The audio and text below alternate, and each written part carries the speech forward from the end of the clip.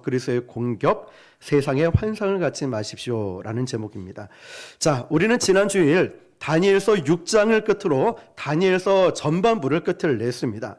다니엘서 전반부 내용을 아주 간략하게 요약해서 살펴보면 다니엘과 이 세 친구들이 어린 나이에 바벨론 포로로 끌려갑니다. 나이가 몇 살이었죠? 15세, 15살이었죠. 온갖 어려움을 견뎌내고 믿음으로 살아남은 이야기들을 다루었습니다. 이방 나라 바벨론 포로로 끌려갔음에도 불구하고 그곳에서 하나님의 영광이 다니엘과 그 세 친구 사드락 메삭 아벳느고를 통하여서 하나님의 영광이 드러나는 우리는 내용을 보게 되었습니다.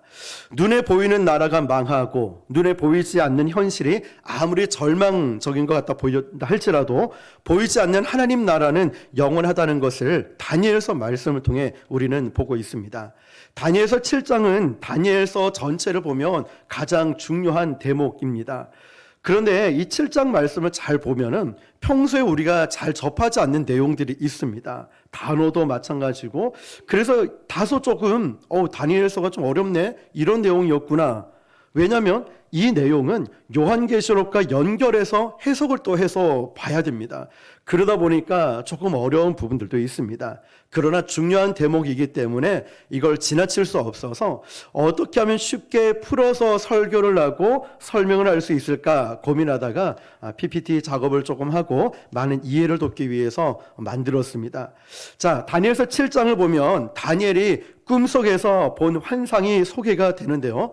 하나님이 이 인류를 역사를 주관하심을 확증하기 위해서 다니엘에게 네 짐승의 환상을 보여주십니다. 목적은 이겁니다. 포커스는 이거예요. 바로 이 네 짐승의 환상은 잘 봐 다니엘, 내가 이 모든 제국들 온 인류를 내가 주관하고 있다. 이거를 알려주기 위해서 다니엘에게 이 꿈을 보여주셨다는 거죠. 그런데 생각해 보면 지금까지 다니엘은 자기의 꿈이 아니라 이방 왕에게 나타난 계시를 기도에서나 영감을 통해서 해석을 내주었는데 이제 7장에서부터는 하나님께서 다니엘에게 직접 계시를 주시고 다니엘의 그 계시를 해석하는 예언의 형태로 다니엘서가 기록되어 있습니다. 오늘 본문을 보면 나오는 이 환상을 통해서 우리가 이 세상 제국들, 우리가 살고 있는 이 나라 특징을 볼 수가 있는데요. 다니엘서 7장에 나오는 이 환상은 어떤 책과 연관해서 봐야 되냐면 다니엘서 2장과 7장을 함께 봐야 되는 거예요. 다니엘서 2장에 나왔던 환상을 혹시 꿈 기억하십니까? 그때 왕이 누구였죠? 느부갓네살 왕이었죠. 느부갓네살 왕이 꿈을 꿨습니다. 그런데 금신상이 있었는데 그냥 머리 쪽만 금이었는데 느부갓네살 왕이 뭐야, 다 금으로 입혀야지 바벨론이 무너질 것 같아. 절대 바벨론은 무너지지 않고 영원할 거야. 이러면서 머리끝부터 발끝까지 황금으로 쫙 입혀버렸어요. 어디서 보더라도 황금이 반짝반짝 빛나도록 만들었다는 거죠. 자, 그 거대한 신상의 모습을 기억을 하시면서 오늘 7장에 나오는 말씀과 비교해서 보면 이해가 될 거예요. 그때 다니엘이 이렇게 말을 했죠. 다니엘 2장 31절입니다. 우리 같이 읽을게요. 시작. 왕이여, 한 큰 신상을 보셨나이다. 그 신상이 왕의 앞에 섰는데 크고 광채가 매우 찬란하며 그 모양이 심히 두려우니. 노란 글씨만 읽어볼까요? 시작. 크고 광채가 매우 찬란하며 그 모양이 심히 두려우니. 자, 이때 신상이 사람의 모습과 비슷한 모습을 했다라고 했는데 이 신상이 상징하고 있는 게 이거예요. 세상의 제국은 인본주의 제국임을 상징하는 거예요. 다시 말하면 사람을 높이고 사람의 힘으로 만들어내고 사람을 위한 제국이라는 거죠. 이 신상이 크고 광채가 매우 찬란하고 그 모양이 심히 두렵다라고 했습니다. 세상 제국의 특징은 폼을 많이 잡아요. 그리고 겉으로 굉장히 화려하게 만들고 장엄하게 만들어놔요. 우리가 멀리 갈 필요 없이 만덕터널 가기 전에 좌측편을 보면 또 불상이 크게 있고 저기 노포동 지나서 덕계로 가다 보면 또 배가 이만큼 나와가지고 만삭인 불상이 서 있는 걸 보게 돼요. 자, 굉장히 크게 만들어놔요. 어떤 불교 사찰을 가든 이단 종파를 가든 보면 뭔가 크고 의리의리하게 만들면서 뭔가 있어 보이게 만드는 거죠. 자, 이렇게 되면 이 당시는 기가 죽고 넋이 나가서 자기들의 노예가 될 수 있다는 생각으로 거대하게 아주 의리의리하게 만들었다는 거죠. 세상 권력의 오만함을 보여주는 거예요. 이 신상의 각 부위가 상징하는 이 부분들을 잘 보면 머리 쪽에는 뭐로 되어 있었을까요? 황금으로 되어 있었죠. 다음 페이지 한번 넘겨주시면은 그 전체적인 이미지를 한번 띄워주시면 황금으로 된 머리가 있고 조금 복잡해 보일 수도 있는데요. 한 장에 다 놓다 보니까 자, 여러분 입장에서 왼쪽에 보면은 자, 신상이 있어요. 머리는 금이에요. 그리고 이 나라는 바벨론을 상징해요. 그리고 7장에 나오는 거는 독수리 날개 가진 사자처럼 나왔고요. 자, 그 다음에 가슴 딱 8장을 끼고 있죠. 은으로 되어 있어요. 이 나라는 메데와 페르시아를 말하고 있고 곰 같은 짐승으로 7장에는 묘사하고 있어요. 그리고 동은 허리 부분이죠. 나라는 그리스예요. 7장에서는 표범 같은 짐승으로 나타내고 있고 그 다음에 철은 다리를 말하고 있어요. 제국은 로마 제국이고 무섭고 놀라운 짐승으로 7장에 묘사되고 이어지는 발가락은 철과 진흙, 열국시대를 말하고 있는 거예요. 자, 여기를 가만히 두시면서 자, 이렇게 황금으로 됐고 은은 가슴은 은으로 됐고 철, 흙 이렇게 나와 있는 부분들이 있지 않습니까? 이것은 앞으로 다가올 세상 제국의 문명들을 하나씩 상징하는 부분들입니다. 잘 보세요. 바벨론, 그 다음에 메데 페르시아, 그리스, 로마 제국, 그 다음 열국시대, 지금까지를 말하는 거죠. 자, 특징이 뭐냐면 역사가 흐르면 흐를수록 안 좋아지는 거예요. 최고 좋은 금, 은, 동, 노, 철, 진흙 점점 안 좋아지는 거예요. 왜냐하면 이 신상이 재료가 보면 갈수록 안 좋아지는 거죠. 맞죠? 앞으로 나라들이 점점 이제 안 좋아지는 거죠. 다시 돌아주시고 우리 인류 문명이 기술을 발달하니까 점점 더 좋아진다라고 생각을 합니다. 비행기 타고 하루에 외국도 왔다 갔다 할 수도 있고 카톡, 페이스톡이라든지 이걸로 세계 어느 곳이든 실시간으로 영상 통화 가능하고 인터넷 발달하고 SNS 발달하고 컴퓨터가 있고 이러다 보니까 이전보다 문명이 이제 더 좋아지니까 행복할 거라 생각을 합니다. 그런데 겉으로 보이는 외형적으로는 성장하고 행복할 것 같아 보이지만 인류는 계속 성장하는 것 같아 보이지만 점점 다운되고 있어요. 점점 어려워지고 힘들어지는 환경들이 계속 어려운 문제들이 있다는 거죠. 인류가 만들어 놓은 모든 기술 문명을 잘 보면 이제 부메랑처럼 우리에게 다시 돌아온 거죠. 인류 멸망으로 가는 도구가 되어 있죠. 지금 나오는 영화들도 잘 보십시오. 인류가 만든 그 바이러스 기술 때문에 좀 요즘 영화 최고 1등하는 영화 있잖아요. 넷플릭스에서 나오는 거. 그거 다 좀비 드라마 영화 아닙니까? 그러니까 좀비가 돼서 이제 서로를 망하게 한다. 핵무기가 너무 많아져서 서로를 망하게 할 것이다. 결국은 기술 문명의 끝은 인간을 망하게 하는 그런 두려움이 있다는 거죠.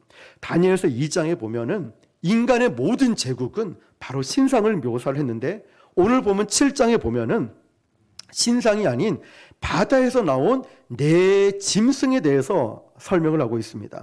하나님 보시기에는 그냥 세상의 이 제국들은 다 짐승 같은 존재, 자기보다 약한 나라를 가차없이 짓밟아버리는 약육 강식의 정글 같은 곳, 이 세상 제국들은 하나님 보시기에 다 짐승 같은 거란 거죠.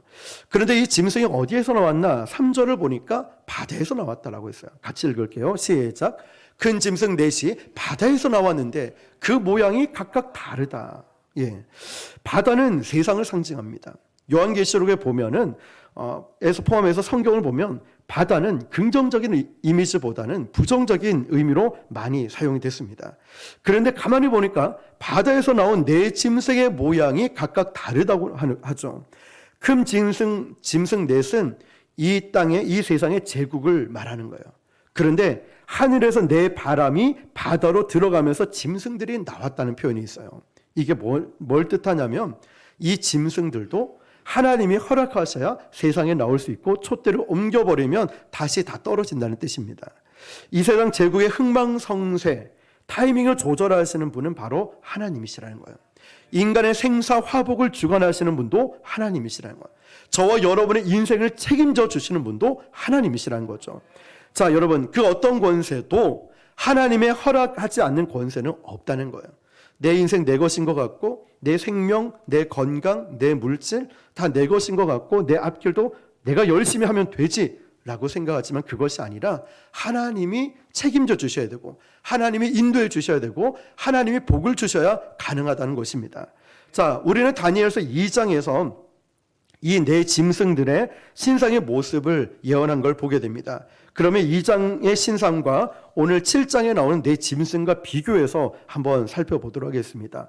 나오는 그 신상, 머리, 가슴, 또 종아리 이 부분들은 제국의 이미지가 이 짐승들의 이미지와 일치하는 걸 볼 수 있는데요. 자, 첫 번째, 독수리 날개를 가진 사자가 나오는데 4절을 같이 읽겠습니다. 시작. 첫째는 사자와 같은데 독수리의 날개가 있더니 내가 보는 중에 그 날개가 뽑혔고 또 땅에서 들려서 사람처럼 두 발로 서게 함을 받았으며 또 사람의 마음을 받았더라. 아멘. 자, 우리가 생소할 수 있고 잘 접하지 않은 내용이 나오는데 첫 번째 짐승은 어떤 모양을 하고 있다 했죠? 독수리의 날개를 가진 사자의 모습이죠. 이미지를 띄워주시면요. 자, 이런 모습이에요. 자, 7장에는 독수리 날개를 가진 사자 이미지. 나라는 어디죠? 바벨론.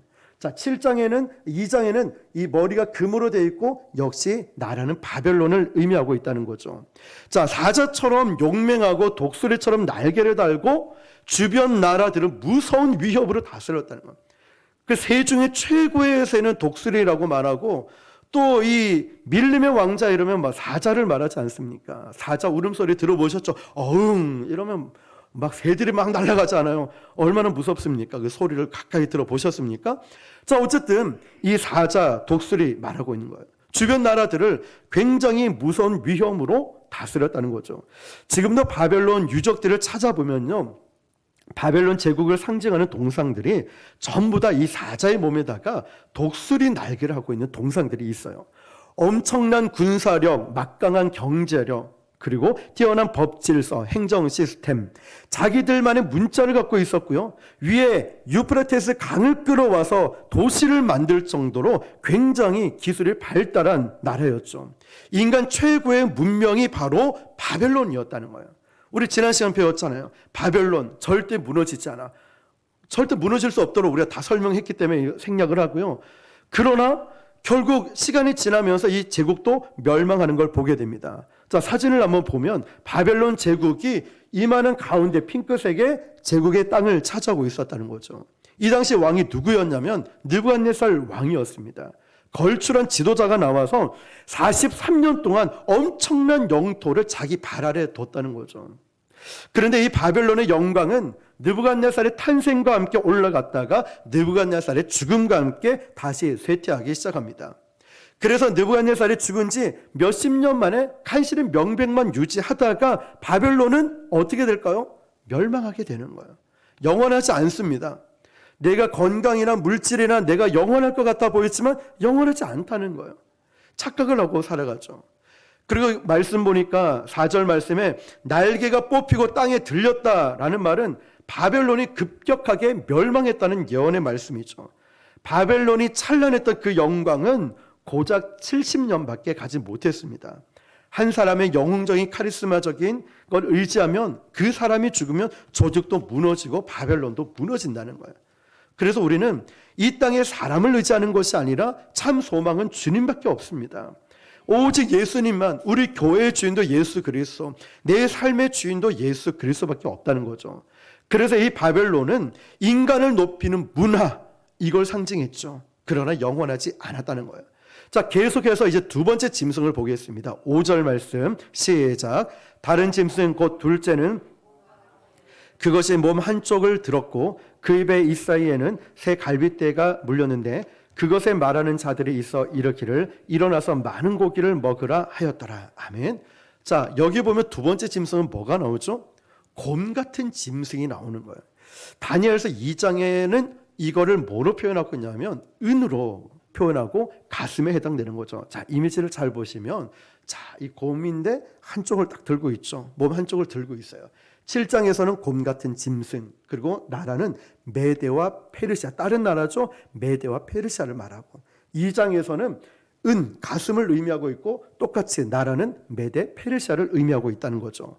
자, 몸에 기운이 한쪽으로 쏠렸다라는 말은 페르시아가 원래 메대라는 지역과 페르시아 지역이 따로따로 있었습니다. 그런데 이 두 제국이 통합을 되면서 뭐라고 됐냐면 페르시아 쪽으로 힘이 모아졌다는 거죠. 자, 그런데 이 곰 같은 짐승이 새 갈빗대를 물었다고 했습니다. 이게 무슨 말이냐면 페르시아 주변에 바벨론이 있었고 위에 리비아가 있고 밑에 이집트가 있었어요. 세 강대국을 차례로 무너뜨림으로써 이 세 강대국의 갈빗대를 물고 세 강대국의 힘을 흡수해서 대제국을 만들었다는 거예요. 다음 페이지 보면 어떤 제국이냐? 페르시아 제국인 거예요. 그러면 바벨론, 리비아, 이집트 세 강대국을 다 무너뜨리고 힘을 결집시켜서 페르시아 제국을 만들었다는 거죠. 땅덩어리가 아까 바벨론보다 훨씬 더 넓어졌죠. 뿐만 아니라 이어지는 말씀 보니까 많은 고기를 먹을 것이다 라고 했다는 말 역시도 페르시아가 먹은 나라가 그만큼 많다는 거예요. 인도부터 아프리카, 유럽, 아시아, 중동까지 다 섭렵을 했다는 거죠. 그러면서 엄청난 제국을 이뤘어요. 인구도요, 우리나라 인구 절반 가까이 되는 2천만 명이 넘었다는 거예요. 그래서 페르시아가 항상 자랑하는 게 있어요. 뭔지 아십니까? 숫자를 자랑했어요. 광활한 영토, 수많은 군대, 엄청난 돈. 인간의 제국은 숫자를 늘 자랑해요. 우리 교회가 크다, 우리 집이 크다, 우리가 얼마나 재산이 많은데 모든 이 물질, 숫자, 이런 교만함, 이게 바로 페르시아의 교만이었고 페르시아 제국이었어요. 이 페르시아도 어떻게 됐을까요? 무너졌다는 거죠. 영원할 것 같은 제국도 결국 무너졌다는 거죠. 자, 두 번째를 꼭 기억하시고, 자, 세 번째는 자, 다니엘 7장 6절입니다. 시작. 그 후에 내가 또 본즉 다른 짐승 곧 표범과 같은 것이 있는데 그 등에는 새의 날개 넷이 있고 그 짐승에게 또 머리 넷이 있으며 권세를 받았더라. 아멘. 페르시아 영광이 한 200년을 가다가 무너졌습니다. 영원하지 않아요. 그 교만함, 숫자, 거대함, 크기, 규모 이런 걸 자랑했지만 결국 그것도 아무것도 아닌 거예요. 무너졌습니다. 이 표범 같은 짐승은 바로 페르시아 제국을 가르치는 거예요. 어떻게 생겼는지 한번 보십시오. 표범같이 생겼는데 이렇게 또 날개가 달려있죠. 표범의 특징, 자, 일단은 7장을 보면 이 지역은 그리스를 말하고 있고요. 2장에서는 동으로 된 허리를 말하고 지역은 똑같습니다. 2장과 7장을 같이 봐야 된다 했죠. 표범의 특징은 민첩하죠. 잔인합니다. 사냥꾼이죠. 이 신상이 바로 이 부분이 노시나 동에 해당되는 허리 부분이라는 거죠. 자, 금, 은, 동 점점 안 좋아지죠. 23살의 젊은 나이에 왕위에 오른 알렉산더는 단 10년 만에 그때 있던 문명의 모든 나라들을 다 점령을 해버립니다. 그리고 인도의 끝자락에 가서 알렉산더가 울었다고 합니다. 왜 울었는지 아십니까? 더 이상 정복할 땅이 없네? 이러면서 울어버렸대요. 이 땅을 한번, 지역을 한번 보십시오. 훨씬 더 많은 지역들을 알렉산더가 다 점령을 했어요. 그리스 제국이죠. 표범처럼 빠르게 무섭게 정복을 해버렸다는 거죠. 그런데 이 짐승이 4개 머리 4개 날개가 있었다고 해요. 알렉산더가 죽고 나서 헬라 제국이 4명의 부하 장군들에 의해서 4등분돼요. 4등분. 자, 주전 63년까지 그 4등분된 헬라 제국이 가게 됩니다. 자, 그리고 이제 네 번째 짐승이 나오는데 7절입니다. 시작. 내가 밤 환상 가운데 그 다음에 본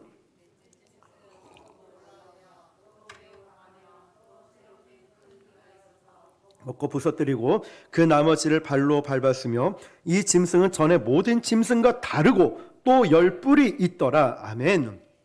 자, 이제 마지막 네 번째 짐승이 나오는데요. 이 넷째 짐승은 다니엘서 2장에 보면은 그 신상은 철로 된 부분이에요.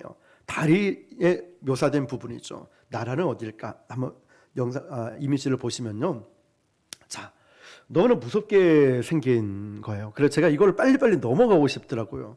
자, 붉게 된 이 짐승. 자, 7장에서는 무섭고 놀라운 짐승. 그리고 이 나라가 어디라고 돼 있죠? 로마 제국인 거예요. 2장에서는 철, 다리 부분에 해당해요. 자, 여기 나라 역시도 어디죠? 로마 제국을 말하는 거예요. 헬라 제국이 붕괴된 주전 63년경에 세계 역사에 등장해서 무려 500년 동안 전 세계 최강대국을 유지했던, 군림했던 나라가 어디라고요? 로마 제국이었다는 거예요. 그 네 번째 로마 제국의 특징은 강한 힘과 파괴적인 성향이라는 거예요. 자, 7절을 한번 다시 볼게요. 7절 노란 글씨만 읽어볼게요. 시작. 쇠로 된 큰 이가 있어서 먹고 부서뜨리고 그 나머지를 발로 밟았다. 자, 로마 제국의 특징이 뭐냐면 무자비한 군사력을 상징하는 거예요. 로마는 저항하는 적들을 잔인하게 짓밟은 나라예요.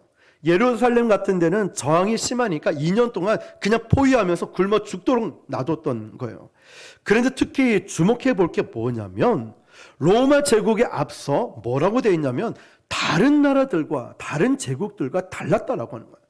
뭐가 달랐을까? 성경을 유심히 보니까 마지막 부분에 10개 뿔을 가지고 있다 그래요. 뿔은 권세를 상징하고 열이라는 숫자는 완전 숫자를 의미하고 있어요. 충만하다는 거죠. 그러니까 로마는 그때까지 그 어떠한 제국들보다, 나라들보다 굉장히 엄청난 권세와 힘을 가졌다는 뜻입니다. 로마 제국의 권세는 그 거대한 신상의 10개 발가락에 해당하는 거죠. 그런데 중요한 것은 이 10뿔의 권세가 단순히 로마 제국에 국한된 것이 아니라는 사실이죠. 자, 이제 우리가 본론으로 점점 들어가는데요.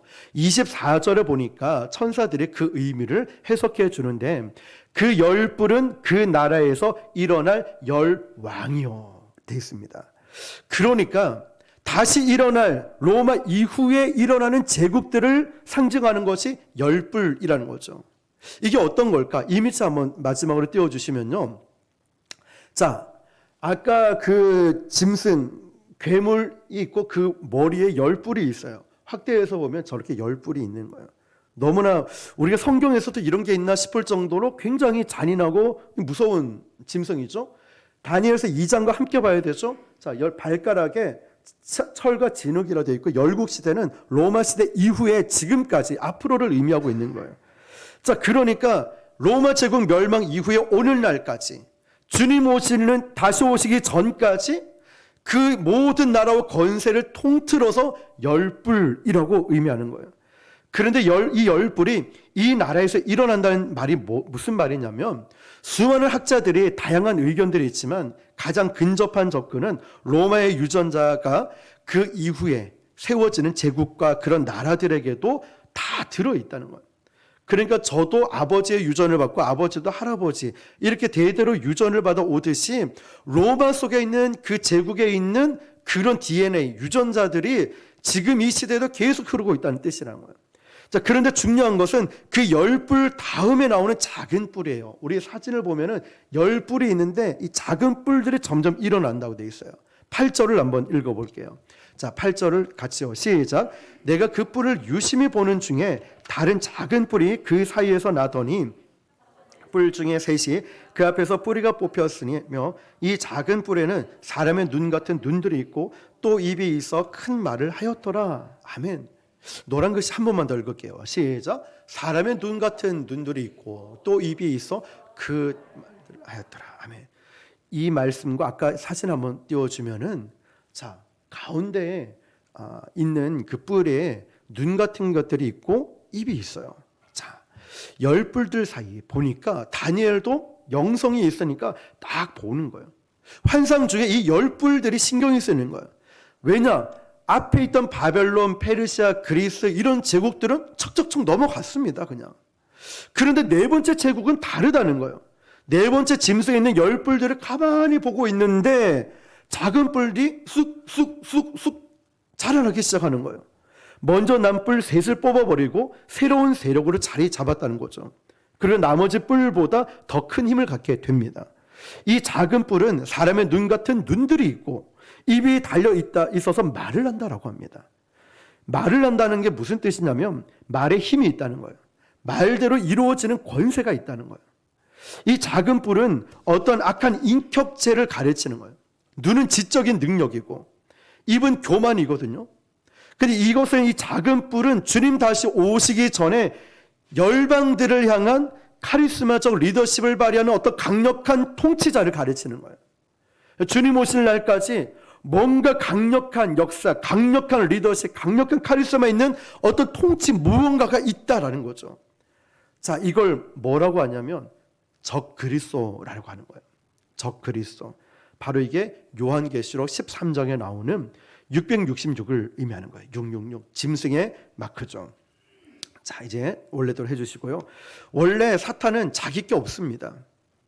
항상 하나님이 뭔가를 하시면 그걸 오염시키는 거예요. 적그리스도는 예수님의 성육신 사탄을 흉내내는 거예요.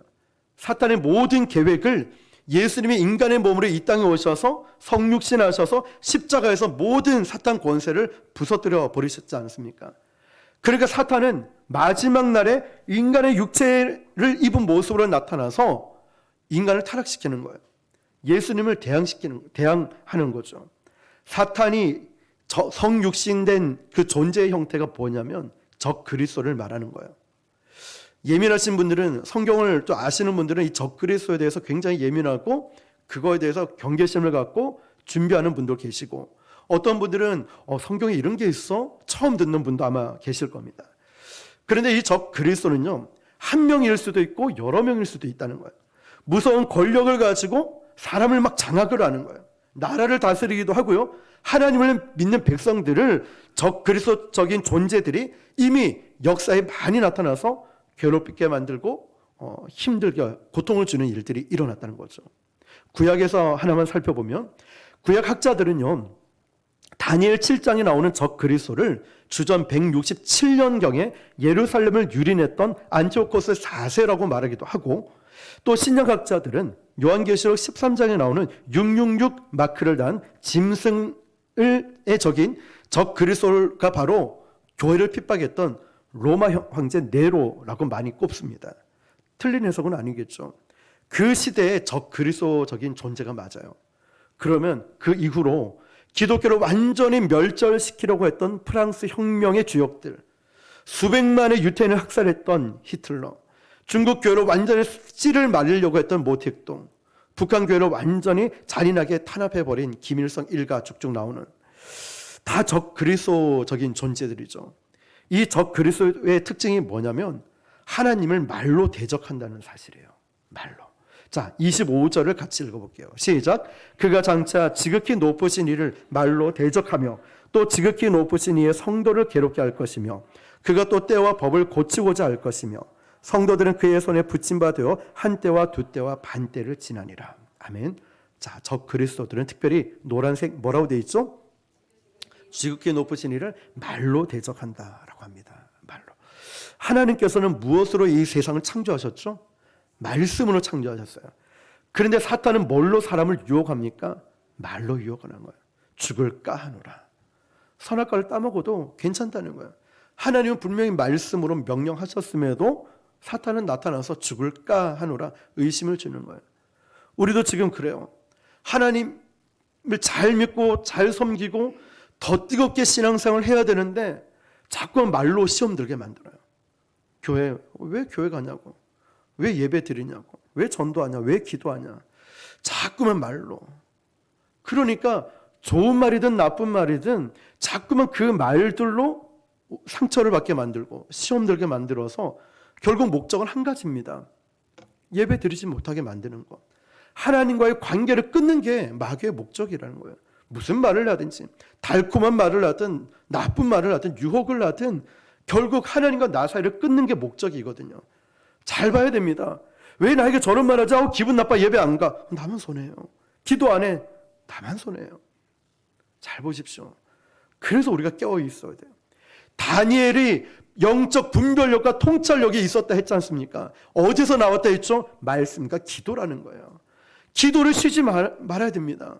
말씀, 우리 교회 그래서 매일 중보기도 하고 새벽마다 하고 막 틈틈이 기도 얼마나 많이 합니까? 성경 공부, 이걸 알기 때문에 우리는 계속해서 말씀을 가르치는데 애를 쓰지 않습니까? 어제도 새벽 3시까지 준비하고 집에 가서 잠이 오질 않는 거예요. 이 말씀을 어떻게 쉽게 풀어서 우리 성도들에게 가르칠까? 이걸 그냥 넘어가 버릴까? 어렵다면서 넘어가 버릴까? 근데 자꾸만 하나님이 부담을 주시는 거예요. 이건 꼭 알아야 되고, 지금 시대가 어떤지, 적 그리스도가 얼마나 핍박을 하는지, 우리를 얼마나 달콤하게 유혹을 하는지 우리가 알아야 돼요. 하나님을 떠나 있잖아요. 믿음이 식어져 있잖아요. 예배를 등한시 여기잖아요. 목숨 걸고 예배 드렸잖아요, 예전에는. 근데 왜 그러냐고요. 기도 얼마나 뜨겁게 간절히 했습니까? 찬양할 때마다 눈물이 나오지 않아요. 아까 저도 찬양할 때 믿음이 없이는 딱 저의 모습인 거예요. 하나님을 기쁘시게 할 수 없는데 너무너무 마음이 막 죄송하기도 하고 아프더라고요. 자, 여러분, 회복돼야 됩니다. 우리 지금 이 시간부터 회복하기 축복합니다. 회복돼야 돼요. 이거 안 되면 이 땅을 어떻게 살아갑니까? 대충요? 편안하게요? 뭐 아무 때나 살아도 별 문제 없는데요? 아니죠. 마귀가 지금 우리를 그렇게 유혹을 하고 있는 거예요. 저번에 말씀드렸듯이 요즘 마귀들은, 사탄은 자꾸 전략이 바뀐다고 했잖아요. 요즘 뭡니까? 은혜 받아. 은혜 받고 나서 시험을 주는 거예요. 그러니까 진짜 더 예배 드리기 싫더라고요. 교회 가기 싫더라고요. 은혜 받기 전에는 은혜를 못 받아서 그랬다 쳤는데, 은혜 받고 오늘 진짜 조심해야지. 적그리스도 세상에 너무 빠져 있으면 안 되겠구나. 이걸 깨닫고 왔는데 돌아가는 동시에 시험을 주는 거예요. 또 넘어지는 거예요. 거봐. 교회 가봤자, 예배 드려봤자. 왜 그럴 것 같으면 교회 안 가는 게 낫지. 온라인 예배 드리는 게 낫지. 자, 여러분, 적그리스도는 특별히 말로 하나님을 대적한다고 그래요. 하나님께서 지금 우리에게 마지막 때에 말씀을 주시면서 사람을 살리는 거예요. 말씀을 주시면서. 근데 사탄은 말로 계속 영혼을 타락시키는 거예요. 여러분 아시겠지만 요즘 SNS, 오늘도 어제도 기사 떴는데 어떤 배구 선수가 그냥 생일 마감했더라고요. 왜 그러냐 봤더니 악성 댓글 때문에. 이 댓글을 보면서 얼마나 극단적인 선택을 합니까? 그런 일들이 많아요. 얼마 전에도 카톡이 왔어요. 어떤 분에게, 다른 지인에게. 근데 이게 뭐 인도 선교사님 어쩌고저쩌고 뭐 이제 뭐 이렇게 죽는다, 뭐 순교당한다, 뭐 이런 거. 근데 2년 전에 이거 메시지 받은 게 똑같이 온 거예요. 2년 전에 받았는데요. 또 무슨 뭐 번호를 누르면은 뭐 인출되고, 작년에 이거 받은 문자 같은데요. 이게 계속 돌고 도는 거예요. 검증되지 않는 일들 말이죠. 얼마나 이 더럽고 쓰레기 같은 검증되지 않는 일들 때문에 우리 영혼을 파괴시키는지 모릅니다. 막말, 폭언, 악성, 거짓 정보, 카톡, 페이스북, 인스타, 유튜브를 통해서 얼마나 이렇게 막 돌아다니는지 몰라요. 그것 때문에 절망하고 좌절하고. 적 그리스도는요, 마지막 때에 한 가지가 아니라 모든 매개체를 동원해가지고 폭력적으로 음란하고 거짓된 말들을 자꾸 퍼나르는 거예요. 게임 중독에 빠지고 알코올 중독에 빠지면 계속 그쪽으로 빠지게 만들어요. 그리고 특별히 하나님의 사람들을 대적하는 안티 기독교적인 용어들을 수없이 막 쏟아냅니다. 기독교가 아니라 뭐 개독교니, 목사가 아니라 목사니, 뭐 오만 말들을 막 쏟아내요. 차마 입에 담기도 부끄러울 정도로. 이 메시지가 요한계시록 나오는 666 짐승의 이미지에도 나오는 거예요. 요한계시록 13장 6절입니다. 시작. 짐승이 입을 벌려 하나님을 향하여 비방하되 그의 이름과 그의 장막 곧 하늘에 사는 자들을 비방하더라. 아멘. 보십시오. 그 이름, 그 영광, 장막, 교회와 하늘에 사는 자들도 성도들과 천사들을 향해서 비방하는, 비난하는 언어들을 막 쏟아내는 거예요. 말로 쏟아내는 거예요. 우리가 차라리 아픈 것도 뭐 힘들겠지만 이 말로, 말 한마디 때문에 비수가 꽂히는 거예요. 평생 막 분노가 쌓이고요. 막 폭발할 것 같아요. 말 한마디 때문에. 말 한 사람은 잘 몰라요. 근데 듣는 사람은 이게 막 상처가 될 때가 있죠. 그리고 성도를 핍박한다고 하고 성도를 괴롭힌다라고 했죠. 괴롭힌다는 게 뭐냐면은 아주 조직적이고 잔인한 탄압을 말하는 거예요. 사탄도 굉장히 조직적이게 우리를 압박하고 들어온다는 거예요.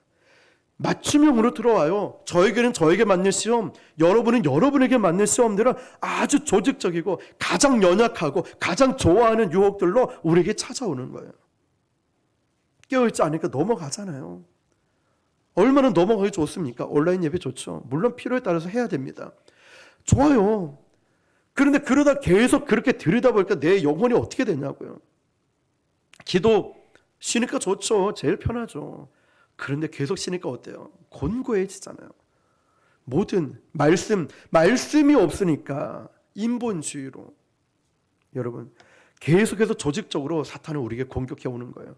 성경은 그래서 우리에게 세상에 대해서 환상을 갖지 말 것을 경고하고 있어요. 물질 문명이 발달하고 고층 빌딩이 계속 들어섭니다. 민주정부가 들어서고 사람들이 세련된 옷을 입고 좋은 차를 타고 좋은 집에 산다고 해서 이게 좋은 세상이 되느냐? 아니라는 것이죠. 지금 멋진 양복을 입은 무서운 적 그리스도의 세력들이 판을 치는 세대에 우리가 살고 있는 거예요. 양복 입고 아름다운 옷을 입고 훌륭하고 멋진 모습으로 이 적 그리스도들이 예수 믿는 사람들을 탄압하고 핍박한다는 거예요. 공격 목표는 누굴까요? 저와 여러분이 있는 거예요. 예수 믿는 자들이에요. 어린 양의 피 보혈로 거듭난 모든 사람들, 짐승의 숫자 마크를 받지 않은 적 그리스도들의 지배하에 들어가지 않는 모든 자들에게 총 공세를 하는 거예요. 우리 교회도 더 복음으로, 더 기도로, 더 성령 충만으로 있다 보면 공격이 들어올 거예요. 지금도 물론 공격이 있죠. 공격이 더 심해질 겁니다. 20세기 들어와서부터 전 세계 교회가 많은 부흥들이 일어났죠. 동시에 얼마나 많은 크리스천들이 세계 곳곳에서 순교당하고 투옥당하고 핍박당하고 직장을 잃는지 모릅니다. 그 상황은 앞으로 더 살벌해지는 거예요. 지금 이슬람은 미국 다음에 강한 개신족 국가인 우리 한국에 오래전부터 엄청난 돈을, 어마어마한 돈을 쏟아부으면서 한국 땅에서 이슬람 문화와 이슬람교를 포기하는 데 힘을 쏟고 있어요. 그뿐 아니라 미국이 급속도로 식어가고 있죠. 복음주의가 다 식어가고 있죠. 동성애 문제뿐만 아니라 뭐 여러 가지로 막 문제가 일어나지 않습니까? 공공연하게 동성애를 지지하는 수많은 대기업들이 있어요. 사탕 숭배를 한다라고 합니다. 이슬람을 향해서 포용적인 나라가 되어버렸어요.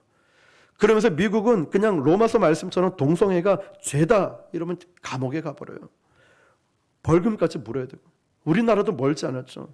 동성연애법이 합법화 돼버리고 차별금지법이라든지 몇몇 고등학교 교과서에는 실제로 그게 실렸다고 합니다. 이런 일들이 계속 일어난다는 거예요. 우리가 어떤 분들은 정말 이 부분의 심각성을 알고 기도하고 정보를 모으면서 정말 깨어있는 분도 계시고, 어떤 분은 이런 부분에 대해서 무지할 수 있어요. 나만 열심히 살면 되지, 나만 문제 없으면 되지. 근데 이제 우리도 이런 부분을 준비해야 되는 거예요. 내 영적인 것도 이 적그리스도의 이런 어떤 상태가 어떤 공격이 있는지 영적 분별력이 있어야 됩니다. 통찰력도 필요하다는 거예요. 한국 교회들이, 물론 몇몇 교회들이 잘못해서 안티 기독교가 많이 있고 코로나로 인해서 어려워진 건 사실입니다. 그런데 잊지 마십시오. 그 공격은 앞으로도 더 거세질 거예요. 믿는 사람들 다 무너뜨려요. 지금도 너무 마음이 아픈 건 친한 목사님 3개 교회가 지금 문을 닫았어요. 한 개 교회는 집 놔둘 곳이 없어서 집도 빼야 되고 교회도 뺐습니다. 2월 9일자로 다 빼야 돼요. 집 놔둘 곳이 없어요. 집에 있는 그 짐은 이삿짐 센터 보관소에 한 달에 일정 금액을 주고 맡겨놓고, 교회 짐은 옮길 곳이 없어 저희 컨테이너 좀 빌려가지고 저희 교회 컨테이너 옆에 놔뒀지 않습니까? 너무 마음이 아파요. 이걸 장의자 이제는 장의자를 요즘 안 쓰다 보니까 어디 가져가는 사람도 없다 이러고, 교회들마다 힘이 드니까 말이죠. 갈수록 이 예배, 교회를 지키는 것도 힘들고, 그러면 저와 여러분은 어떻게 살아가야 될까? 세상에 대한 이 환상, 이걸 버리고 적그리스도의 공격은 계속해서 심해진다. 그럼 내가 준비가 되어 있지 않으면, 깨어있지 않으면 우리가 어떻게 되겠습니까? 우리는 제일 첫 번째 타격이 돼요. 저와 여러분이, 우리 교회도. 이 적그리스도는 하나님의 질서를 무너뜨린다고 해요. 7장 25절 보니까 때와 법을 고치고자 할 것이며, 때와 법을 고치고자. 때와 법을 고친다는 것은 하나님의 역사와 하나님의 타이밍, 하나님의 섭리를 적 그리스도가 자꾸만 바꿔버린다는 거예요. 그것이 바로 네 번째 제국이 어디였죠? 로마였죠. 로마의 뒤를 계승하는 제국의 특징이 바로 그래요. 그 전까지 잘 보세요. 바벨론, 메데 페르시아, 그리스, 이런 나라들은 적어도 느부갓네살 왕도 살아계신 하나님의 종 다니엘아, 벨사살 왕도, 다리오 왕도 다니엘을 인정했어요. 그래, 네가 믿는 신이 진짜 하나님이다. 진짜 살아계신 위대한 하나님이시다.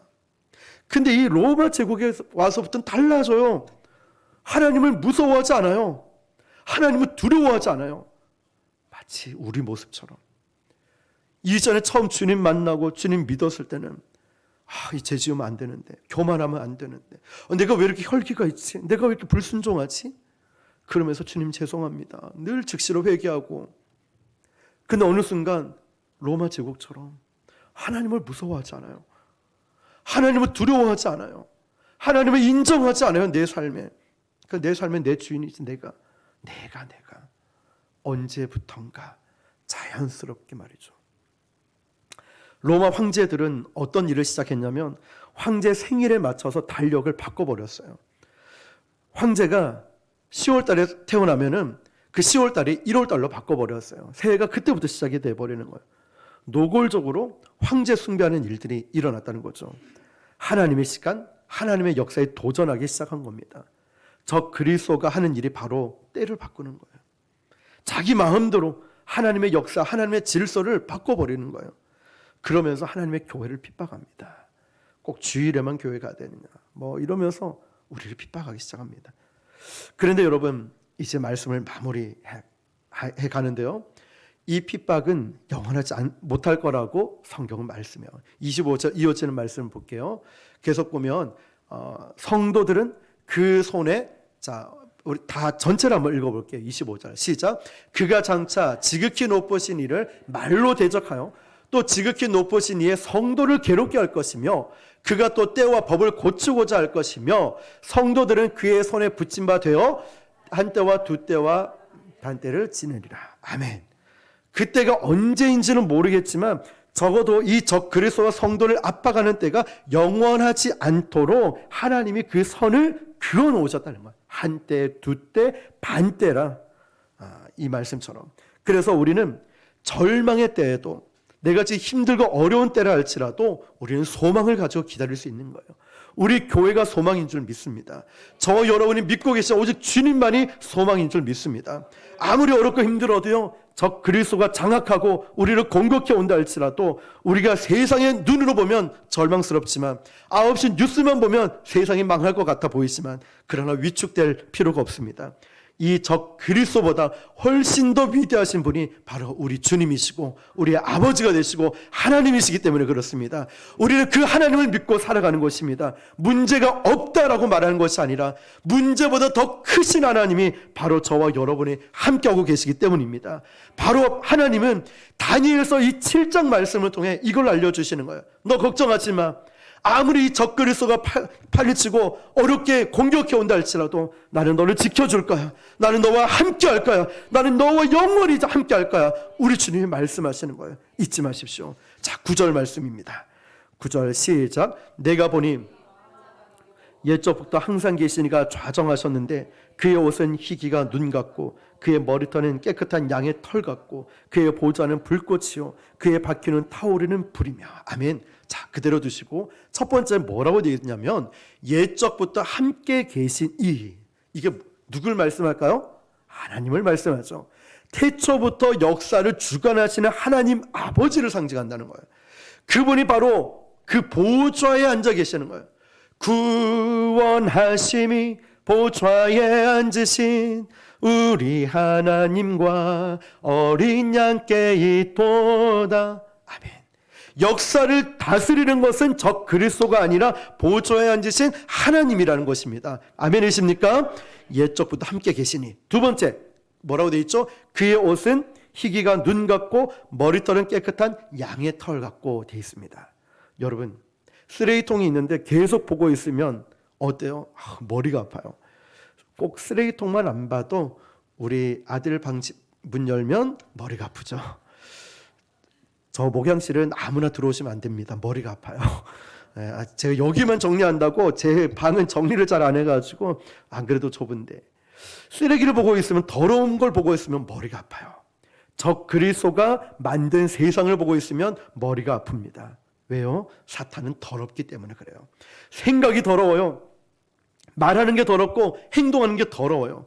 사탄이 지배하는 세상은 더럽다는 거죠. 그러나 우리 하나님은 깨끗하십니다.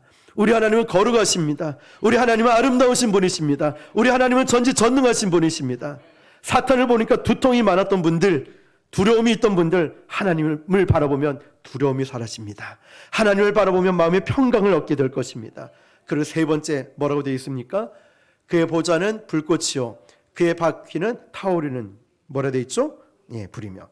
자, 여러분, 이 불은 하나님의 거룩한 심판을 상징하고 정의를 상징하고 있습니다. 바퀴가 돌아간다는 것은 이 심판의 역동성을 나타내는 거죠. 곧 세상의 악한 존재를 향해서 하나님의 심판이 임할 것이라는 말씀입니다. 우리 마지막 10절입니다. 10절 시작. 네. 그를 섬기는 자는 천천히요 그 앞에서 선 자는 만만이며 심판을 베푸는데 책들을 펴 놓였더라. 아멘. 자, 강물에서 흘러나오는 불이라는 것은 마치 용암에서 폭발해가지고 아무도 피할 수 없다는 거예요. 무슨 말일까요? 하나님의 심판은 완전하게 이루어지고 아무도 피할 수 없다는 거예요. 자, 그리고 천천히요 만만이다라는 말은 적 그리스도가 바로 군대보다 하나님의 군대, 하나님의 역사가 훨씬 더 크다는 것, 이걸 의미하고 있어요. 그래서 두려워하지 말라는 겁니다. 사랑하는 성도 여러분, 세상에 좋은 것 바라보지 말고 세상에 있는 것들을 바라보지 말고 환상을 갖지 말고 적 그리스도가 있다는 것을 우리는 반드시 기억하고 앞으로 저와 여러분의 삶에 우리 교회 외에도 가정에도 그런 공격들이 있을 거예요. 그때마다 다니엘처럼 영적 분별력과 통찰력으로 성령 충만을 받고 썩은 동아줄이 아니라 하나님의 믿음의 줄을 끝까지 붙잡아야 됩니다. 어떻게 해요? 혼자 잡기 힘들어요. 그러면 교회 오시면 돼요. 목회자를 부르면 됩니다. 예배의 자리에 오시면 돼요. 기도의 자리에 오시면 됩니다. 아니면 정말 전도의 자리든 성경을 배우는 자리, 얼마나 여러분 시간만 내면 저는 시간을 내서 가르쳐 줄래요. 밤이든 아침이든 뭐 언제든 오후든 목사님 성경을 가르쳐 주십시오. 말씀 좀 배우고 싶습니다. 다 준비가 되어 있습니다. 창세기부터 쭉 가고 있잖아요. 가르쳐 드릴게요. 말씀 있어야 우리가 이 적그리스도가 판을 치고 우리를 넘어뜨리려고 하는 이 시대에 말씀으로 일어설 수 있을 것입니다. 두려워하지 마십시오. 하나님이 우리와 함께 하십니다. 적 그리스도보다 훨씬 더 강하신 하나님의 능력의 오른손이, 능력의 역사가 우리 가운데 나타나심을 믿고 여러분 이 땅을 살아갈 때 코로나 어려움도 계속 있을 거예요. 그러나 걱정하지 마시고 오늘 저와 여러분들이 하나님 안에 끝까지 붙들고 살아가시기를 주님의 이름으로 축원합니다. 우리 이 시간 함께 기도하겠습니다. 하나님, 저희 무너졌던 예배, 하나님 포기에 정말 식어졌던